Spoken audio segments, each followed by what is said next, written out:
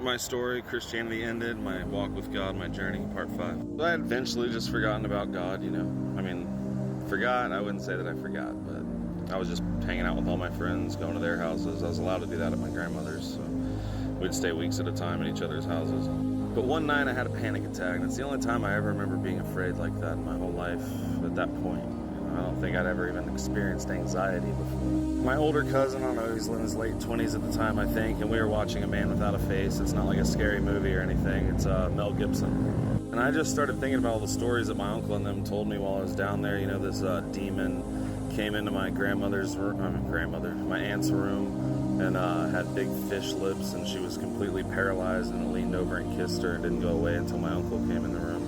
And that's why she slept with the light on. Stories about how they were casting out devils, and this sound of a train. Everybody was in a circle, and then this train sound came through, and a person leaned back, and devil was coming out of them, and it went into somebody else, and how you had to guard yourself, because if your heart wasn't right, whenever you cast out devils, it'll jump into you. Just a bunch of stories like that, and I start like shaking, and my cousin notices, and then I start panicking, and I start to freak out. And he asked me what was wrong, and I told him about all the stories and stuff, and he got real pissed and he was cussing, going, "The fuck?" He was like, "Why would they tell somebody your age those stories?" Well, I didn't know that cousin, see, my uncle lived with me, my other uncle, that wasn't a preacher, but he used to live next to my preacher uncle, and his 3 children lived with them, and knew their children really well before, and they were all raised in that church also. But they had all backslid, right? So then I found out that my uncle that I lived with at the time at my grandmother's house was a deacon for like 10 years in the church. I didn't know that, but that did not help my mental state to think that I was living with all these backsliders. But anyway, that was just a one-time event. Moved on, went to school. Everything's fine, still just hanging out with friends, you know, living like that. And in 7th grade, I was 13 years old. Somebody mentioned that earlier. They said, no, in this grade, you're this age. But what happened with me was, I told you I was a bad kid whenever I was younger, always getting in fights at school. And I started kindergarten whenever I was 4, because my birthday's in the beginning of September. So I turned 5 as soon as I started kindergarten, but I was the youngest person in my class. So in 2nd grade, even though I had straight A's, they got with my mom, told her about my anger issues, and held me back in 2nd grade so I'd be with people more my age. So then I became one of the oldest kids in the class. In 7th grade, I was a really bad kid, and I was hanging out with that kid. Like I said, we were getting into all kinds of trouble. One day I was in history class, and I was just sitting there, and I started thinking about everything I'd seen at my uncle's. I started thinking about existence. I started thinking about God. And we were watching this program on some general in the Civil War who was a hypochondriac, and I started panicking again like I did that night with my cousin. And I just panicked, and it didn't quit. I literally called my mom to come get me. And after that, I was just completely taken by fear. You know, I thought, well, I let this demon in, you know, it's not going anywhere. I was out of school for weeks. I wouldn't go anywhere, literally agoraphobic, afraid to even do anything. I was shaking profusely all day long because I was lost. So I started reading the Bible, reading the Bible, reading the Bible, reading the Bible, and all it did was make it worse, because I couldn't live by that Bible. I'd become a teenager, you know, I hit puberty, so now I got this lust that I'm dealing with, this pubescent lust that everybody gets. And according to what I'm reading in the Bible, I'm lost. You know, I'm going to hell, and I'm going to burn for all eternity. So I eventually had to go back to school, and I shook. I don't know how many times I called my mom. That was more towards the end of the year, I think. So then I had the summer, and 8th grade was just as bad. I left school so many times, just hyperventilating, scared to death, always had loose bowels, you know, I always had to go to the bathroom. I was calling my uncle all the time, pray for me, help me. Well, I found out, like I said, my other uncle that I lived with, and his kids, they were in the church too. Well, his ex-wife that he had split up with still went to church. So my cousin that night, whenever we were watching A Man Without a Face, his mother still went to church. And she started coming to pick me up, and I started going to church with them every single service.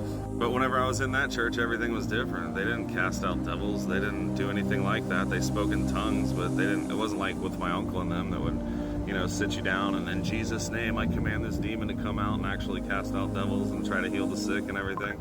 It was basically just preaching and sitting there and people speaking in tongues and going up to the altar. But this got me reading the Bible constantly. I read it and I read it and I read it. Eventually my uncle sent me some Alexander Scorby Bible tapes, and I listened to them 24 hours a day. And this went on for years.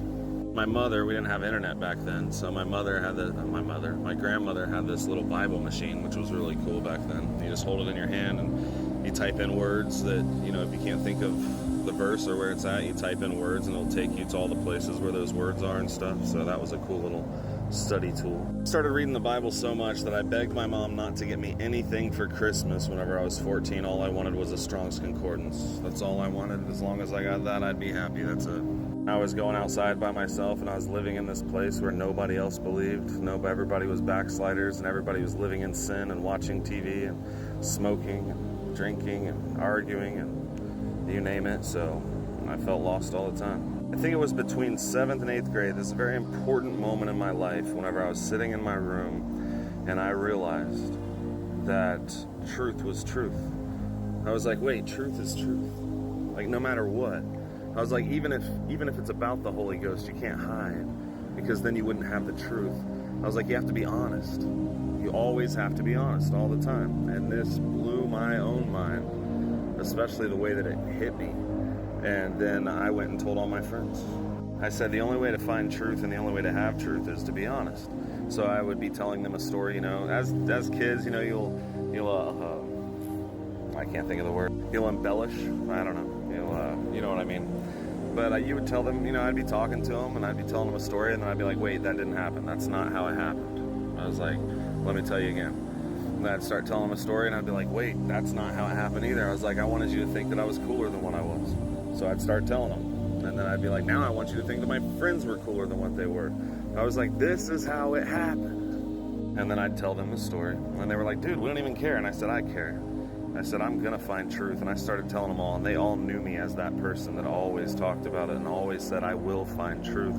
I will find, because no matter how much I prayed, no matter how much I spoke in tongues, no matter how much I studied, I could not overcome the sin. I could not do what the Bible said. It was impossible. I was a teenager. I couldn't stop lusting. It was impossible. And I was honest about it. I couldn't live by that Bible, but I still tried all the time. I would be like, I'm never doing that again.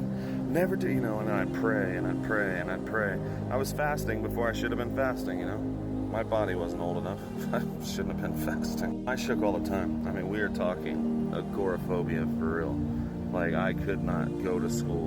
And once I started telling the truth, it's like David said. You guys believe David, right? Well, I'm a human too, and I know God, and I told the truth, so believe me also.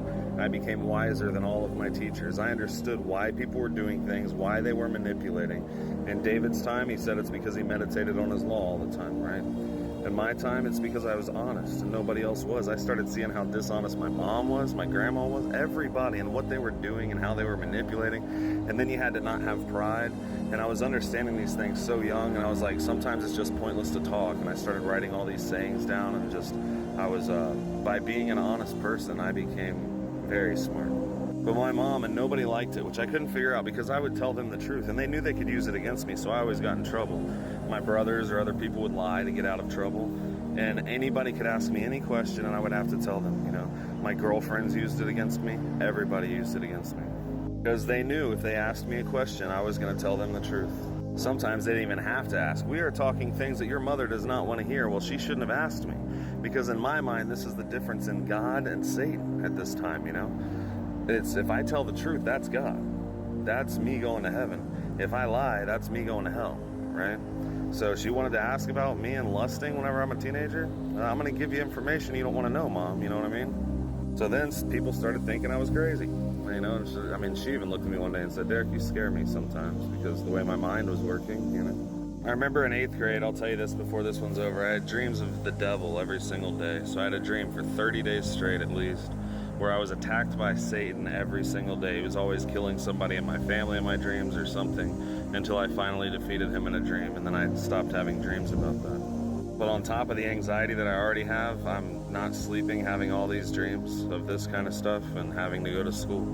Which every single day was daunting, just getting on the bus, just making it through the day, just trying to combat that anxiety, and I could never stop thinking about why are we here, what is this, God, what is going on? And that's all I ever had on my mind, again, for the rest of my life. So next I'll tell you about 8th grade, and then the first year of high school, and after that I go down to live with my uncle again.